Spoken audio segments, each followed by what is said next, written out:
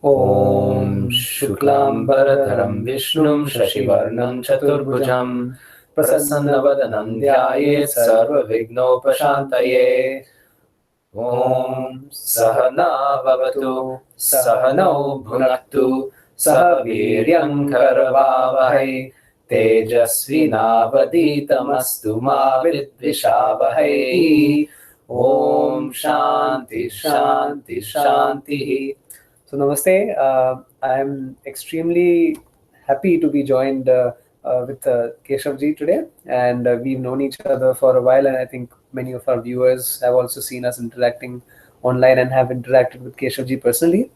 So it's an honor to have him here with us in Atlanta, and we are gathered to actually attend one of the meetings of VFA as delegates of Arsha Vidya Gurukulam. So maybe you'd like to just share some background on like how we came about to attend this meeting. Yeah, absolutely. Well, I was contacted by some of the delegates from Hindu Swayam Civic Sangh, and I've been in touch with several of the members through mostly from different states, and they had asked if I would be interested in attending. And fortunately, everything was able to work out to where I was able to come and spend some time here and meet with a lot of the people who up to this point I've only had the opportunity to interact with online, and that includes Prashant ji and some of his family and many of the other delegates from HSS and related organizations, VFA, Stephen Napji himself, Sri Nandanandana Das, and Jeffrey Armstrong was there as well, Kavindra Reshiji, and it was wonderful to see the types of dialogues that happened. There were a lot of really important discussions that were held there that I feel are very important to be had in the Hindu community today, and that are very pertinent points that need to be addressed. So wonderful. And so we had two events today. The first was a delegate event, which Keshav ji mentioned, and the second was a youth program. It was a panel discussion. So as part of the first, the delegate program, we were all asked to give a speech on the topic of the role, yoga's role in the Dharmika Future of America. So since we didn't get a chance to record our respective speeches, we are just reproducing the same over here for the benefit of the online viewers. So I guess I can start with the first one, and then you can follow with the next. Wonderful. Sure. Namaskarams to all. My name is Prashant Parikh. I am a student of Vedanta under Pujya Swami Dayananda Saraswati ji and Swamini Brahma Prajnananda Saraswati ji of Arsha Vidya Gurukulam. It is truly an honor to address such a distinguished crowd. Upon learning this was to be a 5-minute speech, I was a little nervous, since being an Indian we take longer to say our goodbyes at the doorstep. And here before me is the task of condensing my thoughts on a subject as vast as this in 300 seconds, but I shall do my best. Yoga has pervaded every aspect of Indian ethos, philosophy, and culture. Furthermore, the last 100 years have seen it transcend political boundaries, ethnicities, racial affiliations, and other barriers, man-made or otherwise, and bring into its warm embrace a diverse group of people from around the world, as evident from our delightfully variegated gathering here. I am sure that the luminaries who carry the knowledge of yoga from across the seas never imagined it becoming a household name in America. Indeed, yoga is better known today than it ever was in the past. However, this unprecedented rise in popularity comes bundled with a long neglected cost. It goes without saying that yoga belongs to everyone, but it is Sanatana Dharma's unique contribution to the world. Unfortunately, many attempts are made to recast yoga as an isolated practice by segregating it from its Hindu roots. The groups responsible for this fall into four broad categories, though there are significant overlaps between each of these. First, the corporate franchise model, the most obvious one. By presenting yoga as Hindu in a Western country, the studio owners fear driving away the majoritarian non-Hindu crowd, which equates to less money in the pocket.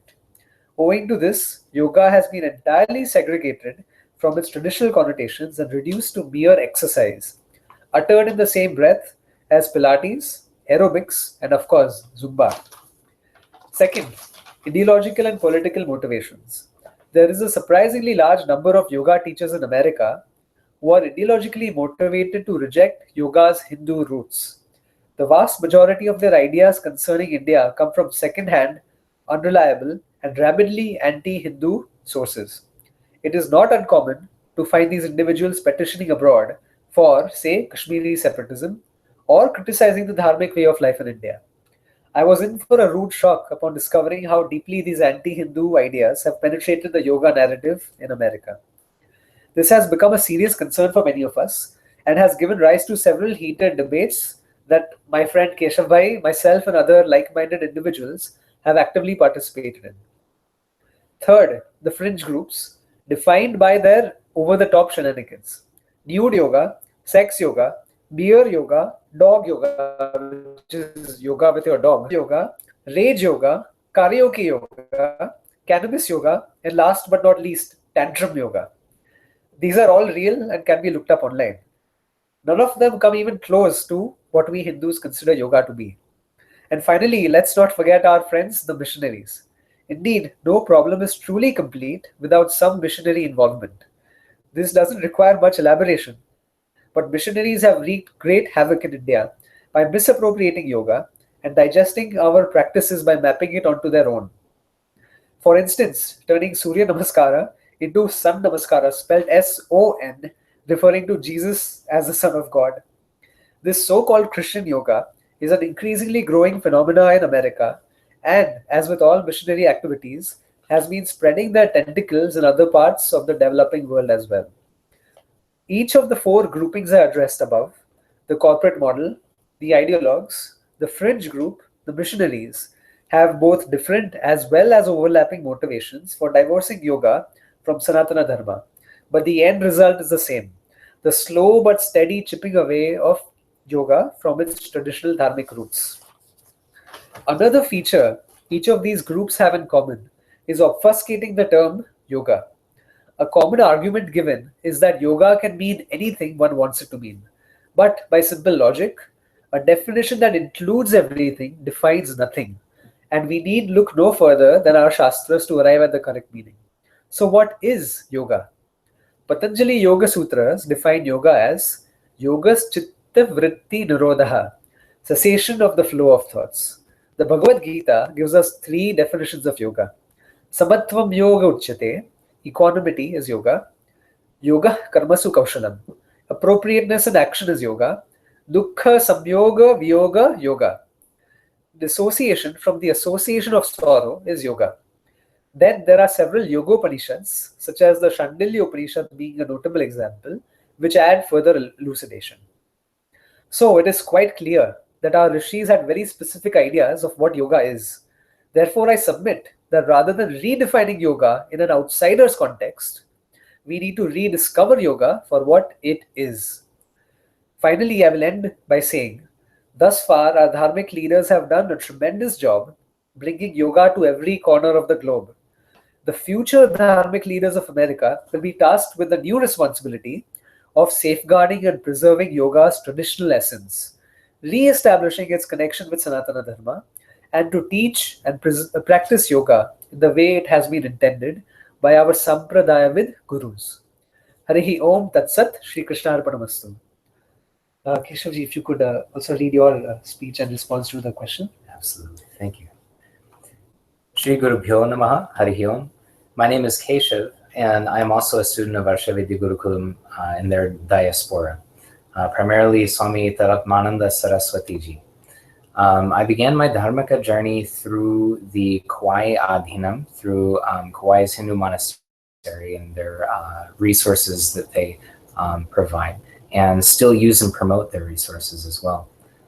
Prashant Ji and I are presenting in tandem today in hopes of providing two perspectives on the subject of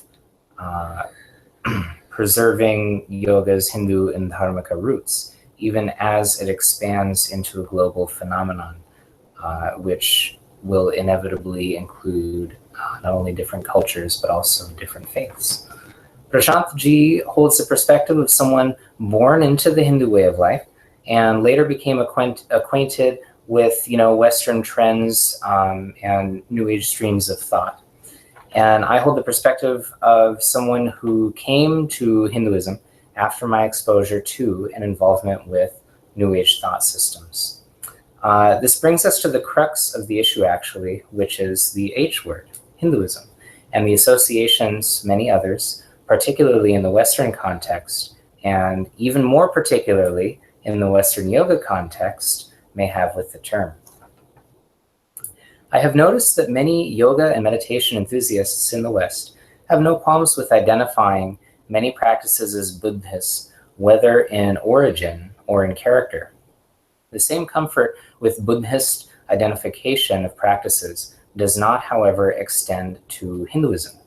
In my opinion, this stems both from a lack of knowledge as to what Hinduism is, and to the fact that Sanatana Dharma has kind of been pigeonholed into a rather narrowly defined definition or category of religion, rather than recognition of the fact that there are many additional aspects to Sanatana Dharma that may fall outside of this more rigid categorization. And an interesting aside is the fact that many of these teachers will much more easily agree that yoga would come from Sanatana Dharma as collections of practices and insights which align with eternal natural principles, which is essentially what the moniker of Sanatana Dharma would suggest. Most would even agree with the core tenets of Vedic and therefore yogic philosophy, such as the universe being consciousness manifest in various modes, whether one expresses that in, Sankhya terms of eternally existent, Purusha and Prakriti principles, wherein Prakriti is inert or Jada and takes on Parinama or change and evolution through its association with or proximity to Purusha or consciousness, or as being a non-dual whole, which is more consistent with the view of Advaita Vedanta. They will accept the notion of Ishvara and the notion that Ishvara may be related to by various names and forms. They will say that these ideas predate what we know today as Hinduism, and Hinduism is defined usually strictly in terms of maybe, let's say, the Puranas, while also denying, the Vedic roots of the Puranas. They will claim that there is a schism between the philosophies espoused by Patanjali, the Vedas, the Puranas, and the Agamas or Tantras, which are irreconcilable. Interestingly, through deriding the Puranas, they may see no contradiction between performing kirtans, mantra japa, and pujas to Puranic devatas. They become termed as gods and goddesses of yoga, mantras of yoga, philosophies of yoga, etc. Saying that they belong to yoga, of course, is not incorrect. But what is being done is that yoga is being removed from its context, molded into something which various self-proclaimed thought leaders have authority over, and then being used as a funnel to drain out whatever they find valuable in the Hindu tradition. Change what they like. Again, claim ownership of it by means of saying, we are all our own teachers, so I do not owe anything to any predecessors from whom I have learned, nor any tradition they may have come from. They'll be uncomfortable with the term Hinduism, partly because it contradicts a need to be spiritual but not religious. Basically, not accepting things upon mere blind faith, nor practicing rigid dogmatism are both ironically very Hindu sentiments. There are some subjects which they are not shy in using the H word, however, and those are when discussing, usually in a rather misinformed manner, negatives and stereotypes such as caste, usually caste, and an occasional reference to something which they may perceive as superstitious or non-normative in Western culture. All things one may find value in is called anything except Hindu, and anything negative is definitely called Hindu. The H word is not necessarily traditional, and for all intents and purposes, Sanatana Dharma does capture the essence of what our tradition is about. So why use it? Because unless the misconceptions are addressed and the record set straight, the application of false narratives to Hindus when convenient, and stripping practices from context when convenient, through attempting to break off individual pieces of a tradition which functions as more than merely the sum of its parts, like the image of Purusha itself as revealed in Purusha Suktam, is more than the sum total of its parts, will continue. The equivalency of Hinduism and Sanatana Dharma, and this Dharma including the Astika Darshanas, and in most respects, those which gave birth to many of the Nastika Dharmas, such as Buddhism, Jainism, etc. All of this is well worth stressing. The strongest weapon of those who do harm to the tradition, whether intentionally or unintentionally, through pure motive, but misinformed praxis, is to argue that Hinduism's diversity makes for lack of unity. Each and every Hindu is a leader and a voice who has a large role in filling an informational vacuum which exists in the Western dialogue. The best strategy, in my opinion, is for Hindu leaders to educate, to put out information to the public, invite yoga teachers to take part in Hindu utsavas. I, in particular, have found that very, very useful. Pravachanams, and otherwise become acquainted with the context of what they teach. In my brief experience in facilitating pujas and other gatherings where postural yoga instructors intermingled with Hindu families during these functions, they were, in nearly every case, impacted in a way which they later reported changed their approach to teaching fundamentally and may have given them a new respect for the traditions and context in which they are teaching. With that, I thank you all. Thanks. Thank you, Prashant. Thank you. So in addition to giving the respective speeches that the delegates delivered, we also had a lively Q&A session. Yeah. And there were a few topics that were raised. So perhaps we'll try to capture the essence of a few of them. And this will mostly be, I guess, sharing our own thoughts. So it's a very informal discussion we can have on that. Yeah. So what are the 5 P's, the principles, practice, preservation, protection, and promotion? So maybe we can take this one by one, each of these. So Sure. the 5 P's, this is something that Stephen Knappji put forward, which I found very interesting. It's a good meme to keep in mind. Yes. So the first is you have the principles. The second is you have the practice. And this is all with reference to yoga. So the principles, the practice. Then you have the preservation, the protection, and the promotion. And each of these is an integral component that we need to keep in mind. So, perhaps you can take the first one, I can go to the next. So can you tell us a bit about the principles of yoga? Sure, absolutely. The principles of yoga being rooted in its foundation in yamas and niyamas, in observations of ethical behavior, of being able to distinguish dharma from adharma, as being a central feature that many modern yoga studios may not necessarily focus on. And it's something that I think if it were introduced more into the curriculum would provide a more well-rounded insight into what yoga is traditionally. And I think that alone also would help kind of clarify some of the issues that we might see in some of the application or modifications, I guess we'd say, of traditional practice that may filter back into the original tradition, because again, these things don't exist in isolated boxes. Everything affects every modification made to the tradition has a tendency to kind of filter back to India or to elsewhere, just and influence the whole in a way that isn't always beneficial. No, that's very true, because especially the last point that you make, and I think everyone would attest to the fact that anytime something becomes popular in America, it is repackaged back and exported or re-imported to India.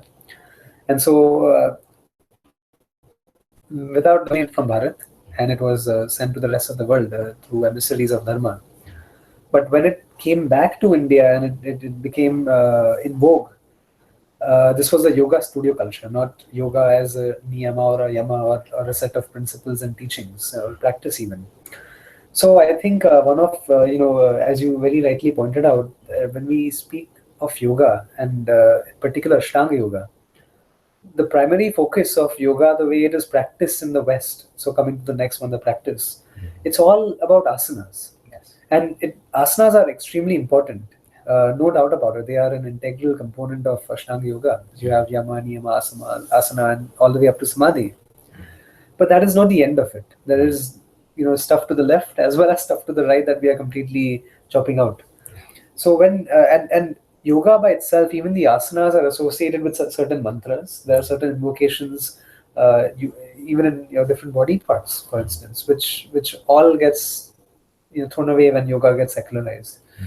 And so this was one example I cited of Swami Brahmavedanta ji, that if yoga is only used for physical well-being, it is the equivalent of using a samurai sword to cut a slab of butter. Yes, it is effective, it gets the job done, but it is underutilized, and there is a lot more potential that is left unexplored. So I think the practice of yoga is deeply lacking in America, and especially with the groups that we briefly touched upon, which is the corporates and the fringe groups and the missionaries doing Christian yoga and so on. And to Keshavji's last point about how every single modification made to yoga gets filtered back to India, unfortunately, none of these modifications are for the better. They end up making yoga a lot worse. Yes. And we are losing as a consequence of it. So perhaps that leads to the next topic that you would like to talk about, the preservation of yoga. Perfect. So in the preservation aspect was primarily focused on being able to maintain the integrity of the character of yoga as traditionally practiced. And that involves each person themselves, each Hindu who would be interested in making sure that these traditions and this knowledge is available for future generations to benefit from, to be able to learn the traditions, practice it, be able to walk the talk, so to speak. And I think also there is often a misunderstanding on the other side, or a mischaracterization on the other side, when speaking about this, they may think that, oh, does that mean that I have to be Hindu to do yoga, or that I have to? No one's saying that. It's a simple recognition of its roots and a simple recognition of its original intent, of which, I mean, to be honest, asana was a very small part. As you'd mentioned in Yoga Sutra, there's only one sutra that addresses asana, and all it says is, sukhasana, sthira sukha, it should be, firm, and it should be pleasant to sit in meditation. And it refers to asana in the context of the position that you are practicing dhyanam, that you're going into meditation. So the palams of yoga sadhana, the fruits, the things that are there to benefit from the sadhana, are available for anyone. All that people are asking, particularly on what we might call like our side of the debate, is that the tree be respected. You can take the fruit, you can eat it. There's wonderful things. If you enjoy the health benefits, pursue the health benefits. If you enjoy the philosophy, pursue the philosophy. But to do that while poisoning the tree, while sitting there and taking a spade and digging into its roots and trying to kind of modify it in very grotesque ways, is doing harm to the tradition. And if you sufficiently harm the tradition, it's not going to bear any more fruits. It will be a fruitless tree. And that's the only thing that people who are interested in the preservation aspect, they want to see continue. Very well said. Which leads us to the next point of protection. So we just covered preservation, how important it is to preserve the traditional teachings and the value systems that are embodied in yoga. But sometimes yoga is deliberately under attack.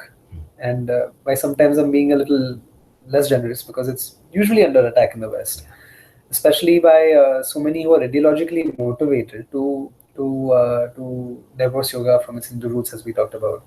So what does one do in such a situation? Do we just stand still and do we just watch our tradition being chopped away at its limbs, or do we stand up for it? And I would definitely prescribe the latter, because as even the Shastras say, dharma rakshati rakshitaha, and if one can look upon it as a duty, perhaps this is something that every Hindu should take upon themselves to protect and to preserve their own tradition. And if one wants a selfish tinge to it, wants to add a selfish tinge to it, perhaps one can look at it that dharma will protect the person who protects dharma. So something good will come to you. The giver will benefit at the end of the day. So whatever it takes, we have to be aware. In order to protect something, we have to know that it's under attack. And to know under attack, we have to know all the elements that are at play. We have to understand the problem, the yoga problem, which is very much an existing thing. And once we recognize the problem, we have to sufficiently address it. There are many ways to do so. So the first thing which you touched upon is that we need to embody these principles in ourselves, because it is one thing to preach, and it is another thing to live through example and set an example for others to follow. So until and unless we become yogis ourselves and we practice and we follow the principles of yoga, we have no right to expect anybody else to do so. And having done that, we need to also reach out to others and help them find value in this great system that we have, which takes us to the final step, which is promotion. So it is one thing to practice. It is one thing to understand the principles. It is one thing to preserve and protect. But how do you propose that we also promote the teachings of yoga? Promotion, and this was also brought up quite a bit in the context of the VFA conference, is that's often something that people within Hindu Dharma may not feel comfortable with all the time. And that's because promotion can be viewed in the context of proselytization. And that's not what at all is being discussed. Though you'll, in Bhagavad Gita, it'll point to the several times where Krishna says, buddhi beda na janayat, like if someone doesn't want to hear something, don't make them sit through that. And so the promotion aspect, though, is being able to accurately represent and positively represent the tradition through, because people want to know.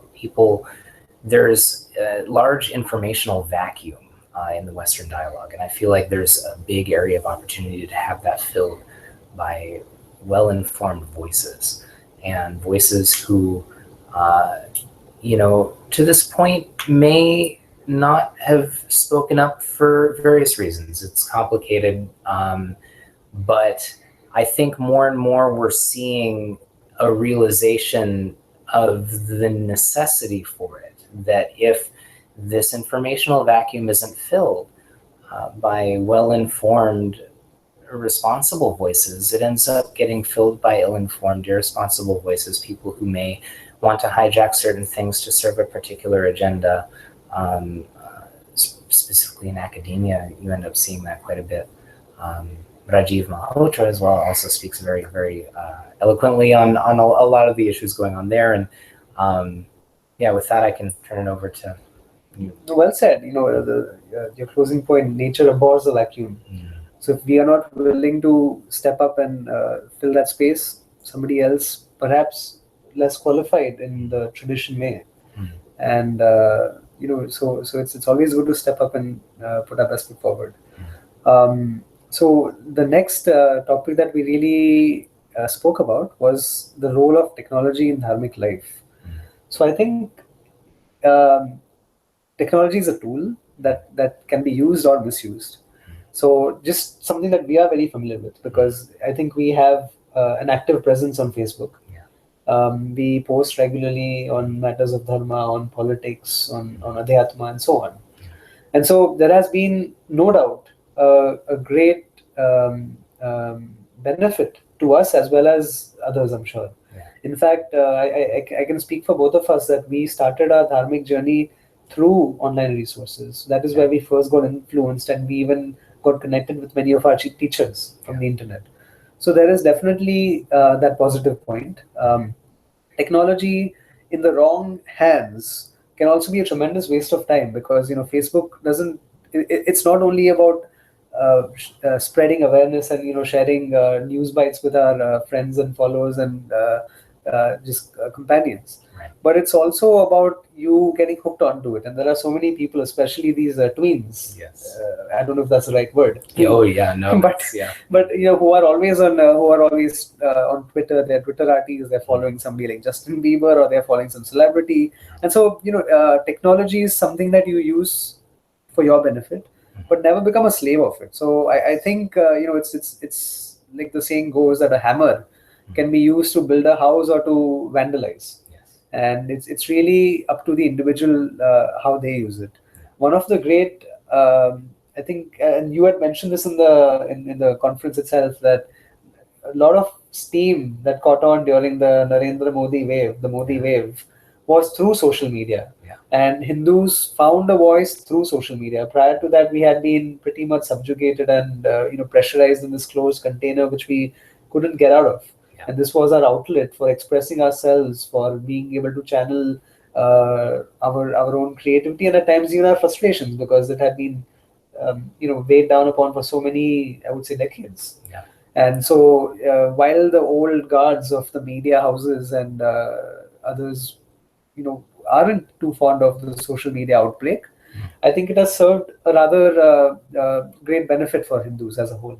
What are your thoughts? Yeah, no, I very much so. And I feel like just the ability for people to connect and interact globally, we're seeing a lot of, for example, Prashantji pointed out the effect that seems to have happened with many NRIs, and I can't speak from that perspective, but that many NRIs coming to America and then beginning to understand their culture through being able to, through the distance created by that, and being able to kind of observe that from a different context, and then suddenly things begin to make sense. And then having that conversation with people back where they are, and that being able to communicate those different perspectives and begin to develop a sense of collective identity that has been kind of, in many cases, intentionally diluted, been attacked, intentionally diluted, and once certain perspectives can be gained from various different ways, and that can be communicated instantly via the internet. And so I think it's been a huge catalyst for sense of identity, not a negative identity, as a strong sense of community direction, we can say, and the need to help preserve a tradition which is honestly, being threatened from many different angles. And it's not only political, it's not only academic, so many different factors are involved, and they're all kind of pressing in. And I think that for the first time, in a very real way, that's all becoming evident. And social media has played a huge impact in that. And plus, the accessibility for people like myself. I mean, I live in Missoula, Montana, and we don't have any ashrams, we don't have any mandirs, we don't have, we have a bit of a Hindu community, but it's not very large, and not many books available there for someone who wants to research more. So for me, for my path personally, getting interested in Sanatana Dharma, it was critical for me to have those online resources, to be connected with people like Prashant ji and the Arshavidya diaspora, and people who could help teach and point the way and lead to resources which later very much helped shape my perspective and orient me. So wonderful. Another topic that was also raised, which comes to mind, is somebody had mentioned, and I think I'd slightly politely objected to the comment and deflected a little bit, was how yoga is very scientific, which is true. There's no doubt about that. But then the comment was that yoga is very scientific. There have been scientific studies which have proved its efficacy, and there is also danger to this sort of posturing of yoga as being something that is scientifically proven. Because as we all know, research is funded, and the entity, the organization, or the individual funding the research would have vested interests, and sometimes the direction of the research can go awry, and it may lead to conclusions which may be antithetical to yoga as well. Because one recent phenomena that comes to mind is for the longest time, there was a lot of flack that coconut oil received. That, oh, it's saturated fat, it is so bad for you, it'll clog your arteries and you'll get high cholesterol and this and that. And suddenly now, it's become an exotic thing that everybody's, again, gaga over. So same thing, soybean was criticized, and then again it was like, oh, it's a great thing. And then again, no, it's very bad because it raises estrogen levels. But the consensus switches back and forth like a yo-yo. So one can never really entirely rely upon scientific research for these subtle matters. No, I don't dismiss scientific research as a whole, of course, because the subject of science is under the realm of the scientists, under their purview rather, and whatever research findings there are again subject to the different pramanas such as Anumana, Arthapati, and so on. But when we talk about yoga, for instance, you talk about the different nadis in the body. You can't cut open somebody's bodies and find these nadis because they are subtle. And this is part of the Sukshma Sharira. And so tomorrow, if somebody relies too heavily upon scientific findings, they will be disappointed to not find these nadis in the body, and then they might reject yoga. So there's always that counterpoint which needs to be brought, that the teachings of yoga are a pramana. You take them for what they are. And if yoga is something that could be proven scientifically in its entirety, then yoga loses its pramanatam. The Shastras lose their pramanatam because you don't need them anymore. They're redundant. So what are your thoughts on that, this whole scientific approach towards Dharma? Very, very, very much the same. Very much the same.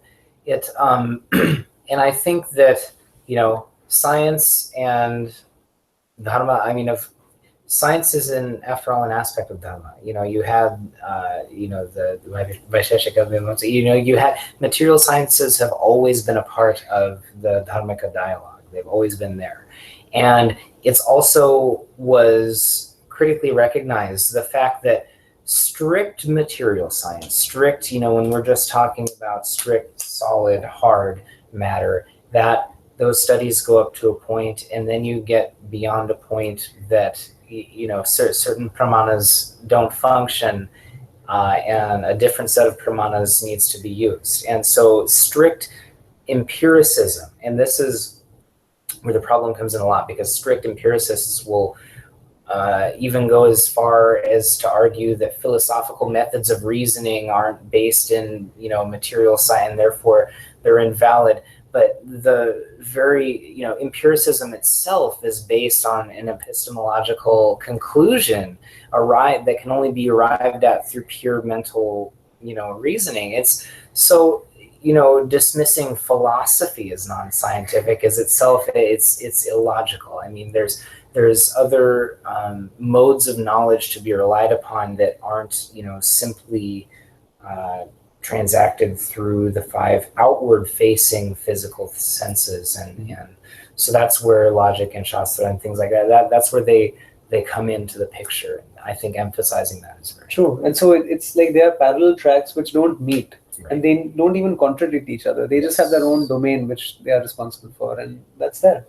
So, but a lot of Hindus feel insecure. They somehow feel that the validation of science gives some greater weight to the practice of yoga. And I think that is because they're not invested enough in the Shastras. Yes. Are there any other topics that you could think of? There was one, just a general comment I wanted to make.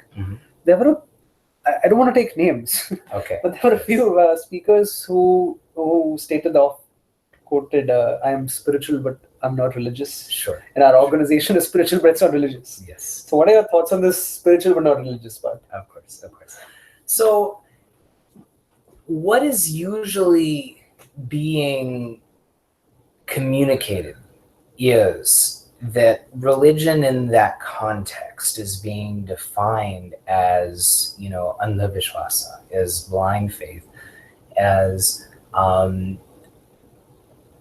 rigid sort of dogmatism. But even then, since that's the level where they're approaching it, but there's also other nuances too. I think that Swami Paramarthanandaji actually had an entire lecture on this very subject, and it was very, very interesting.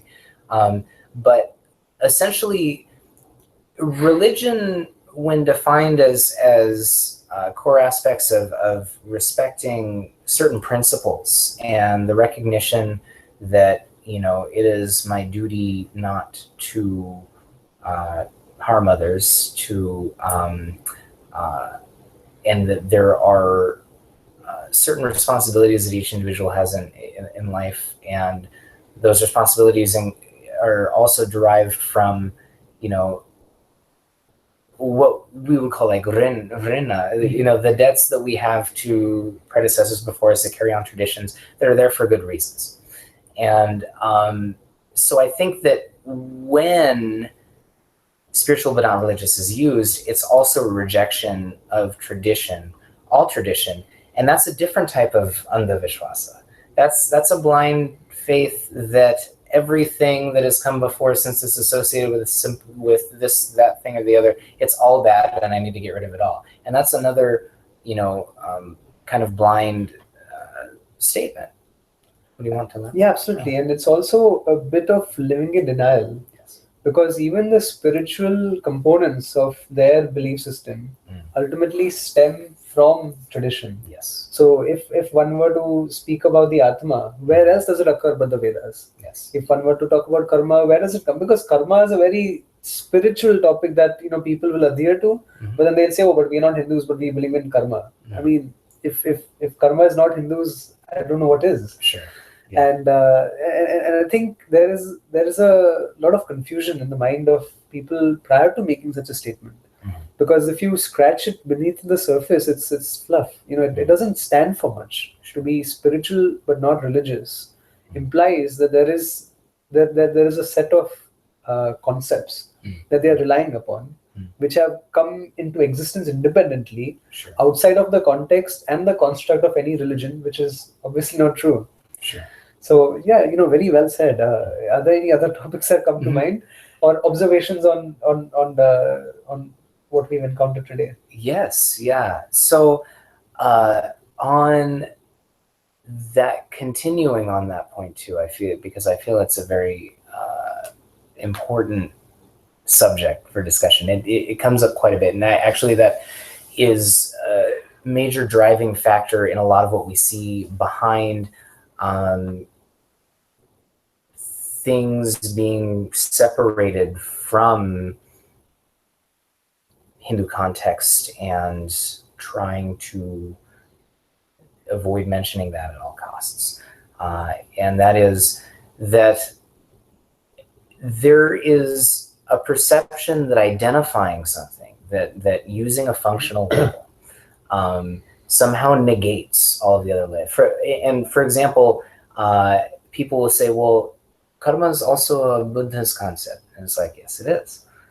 And karma, Buddhism also did not exist outside of this Vedic context. It didn't sort of independently it exists in a context.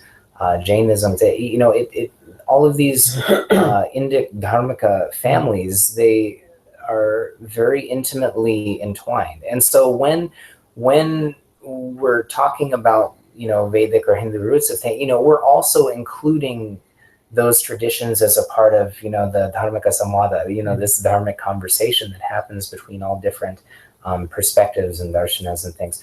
And so, you know, to say, and I personally would make a distinction, and I know for the most part you do as well, between, you know, dharma and maybe what we would call like a Western concept of religion.